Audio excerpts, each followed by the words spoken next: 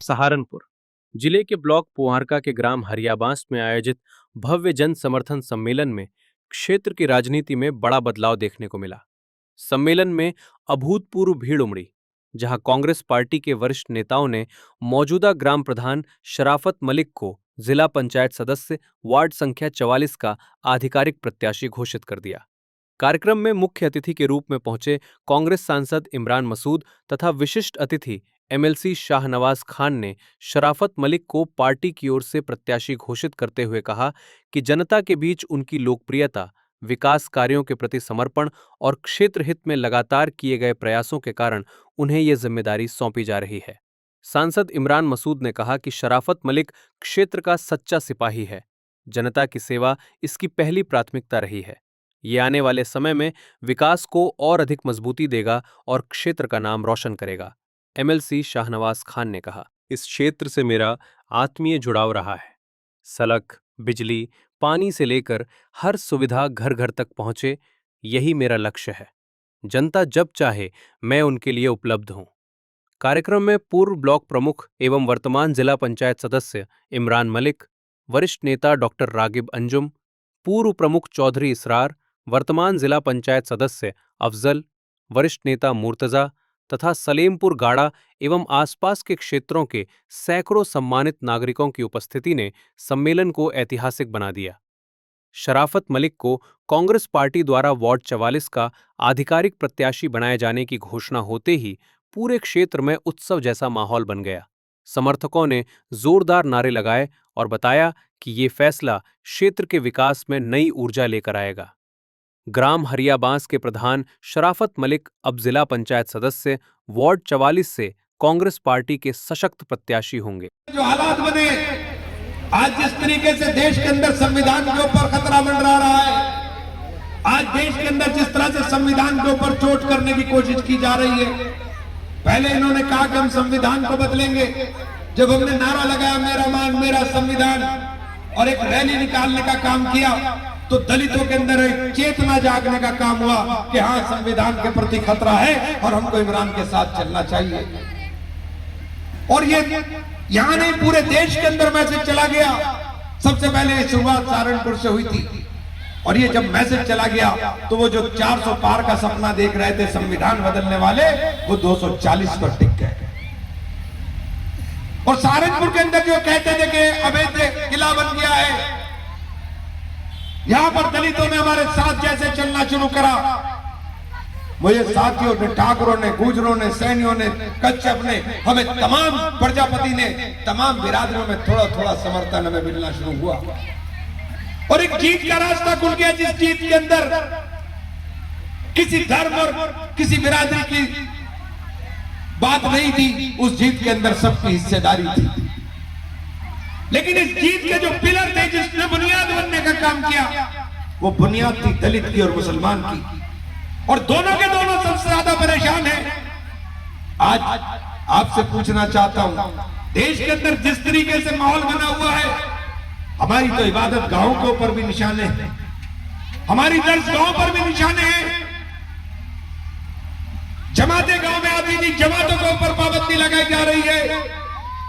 अगर आपकी समझ में नहीं आ रहा है तो फिर देश हो गए हो तुम।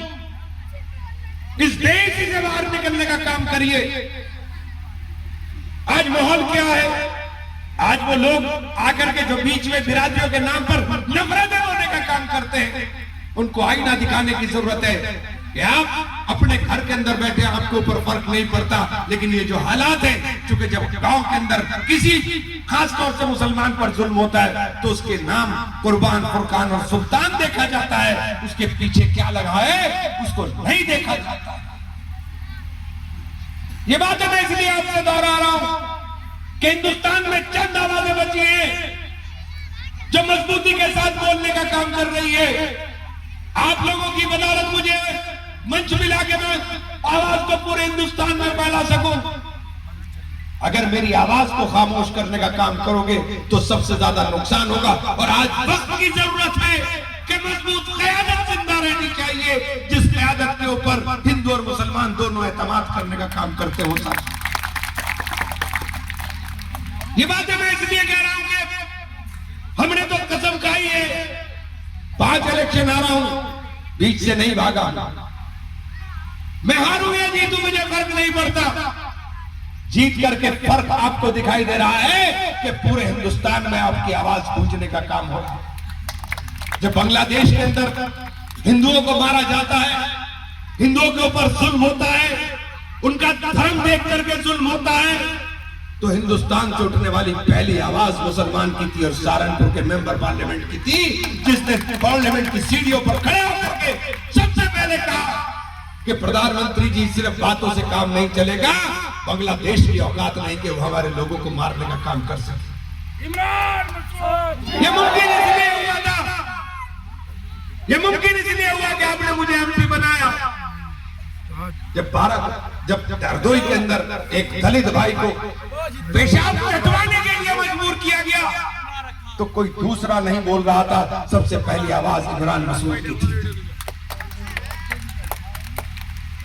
मैं आपसे इसलिए ये बातें कह रहा हूं कि कहीं भी रहूंगा, जिस हाल में रहूंगा, मैं लड़ता रहूंगा, बोलता रहूंगा, लेकिन अगर मेरी आवाज में दम रखोगे, मेरी आवाज के अंदर ताकत रखोगे, उस सदन के अंदर मुझे मौजूद रखोगे, जिस सदन के अंदर बैठ करके मैं आप ही की नहीं पूरे हिंदुस्तान के अंदर पूरी अपनी बात रख सकता हूं, तो उसके लिए जरूरी है कि अपने वोट का इस्तेमाल सही तरीके से। मैं दलित भाइयों से कहना चाहता हूं, मैं तो बहुजन समाज पार्टी में भी किया था, मैं तो बहन जी को प्रधानमंत्री बनाने का फार्मूला दिया और मुझे बहन जी ने पार्टी से निकाला, क्योंकि बहन जी को बेचारी सीधी औरत है, उनको घेरा हुआ है, और घेरा हुआ है उन लोगों ने जिन्हें सिर्फ और सिर्फ पैसे से मतलब है, जिन्हें सिर्फ और सिर्फ आरएसएस के लोगों ने उनको घेरा डाल रखा। बहन जी को निकलने नहीं देते कि बहन जी निकल करके हालात देख ले। लेकिन मुझे एक फायदा बहुजन में जाने का हुआ कि मेरा दलितों के अंदर रास्ता खुल गया, और मैंने ये बात सरेआम मंच से कही कि मेरी जीत के अंदर सबसे बड़ा योगदान मेरे दलित भाइयों का रहा। मेरी जीत के अंदर मेरा सबसे बड़ा योगदान मेरे तमाम ठाकुर भाइयों का रहा, गुजरों का रहा, सैनियों का रहा, ब्राह्मणों का रहा, कश्यप खास तौर से कह रहा हूं, 3 गांव कश्यप के 3 जीत करके आया, उनका योगदान रहा है। आप लोगों का वोट मुत्तहिद रहा, तब जाकर के ये जीत मुमकिन हुई थी। और आज समीकरण बिल्कुल साफ है, दलित और मुसलमान अगर बुनियाद बन जाएंगे, दलित और मुसलमान बुनियाद बन करके खड़े हो जाएंगे, तो छोटे से बड़ा कोई इलेक्शन ऐसा नहीं जो हम चुनाव हारने का काम कर सके। और कलम की ताकत हमारे पास होगी, तभी ये मुमकिन हुआ कि हमने कहा कि कितनी भी सरकारें नहीं हो, लेकिन दलितों के शमशान की तरफ किसी ने झांकने का काम नहीं किया। हमने पहले साल में ही 14 जगहों पर, जिनमें 3 जगहों पर जमीन भी शामिल है, देकर के हमने शमशान बनवाने का काम कर दिया। ये किसी ने सोचने का काम नहीं किया था। 2007 से 2012 के बारे में बीच में नहीं सोचा गया। दलितों के बीच में मैं दलित भाइयों आपसे ही पूछना चाहता हूं, बाबा साहेब भीमराव अंबेडकर 1956 के अंदर चले गए। बाबा साहेब उन सपनों को, जिन सपनों को बाबा साहेब ने संविधान के अंदर लिखने का काम किया, जिन सपनों को संविधान के अंदर उन्होंने सहेजने का काम किया, उन सपनों को साकार करने का काम बाबा साहेब के बाद किसने किया? बाबा साहेब के बाद उन सपनों को सहेजने का काम कांग्रेस ने किया। बाबा साहेब को कांग्रेस ने अपने मंत्रिमंडल में मंत्री बनाने का काम किया।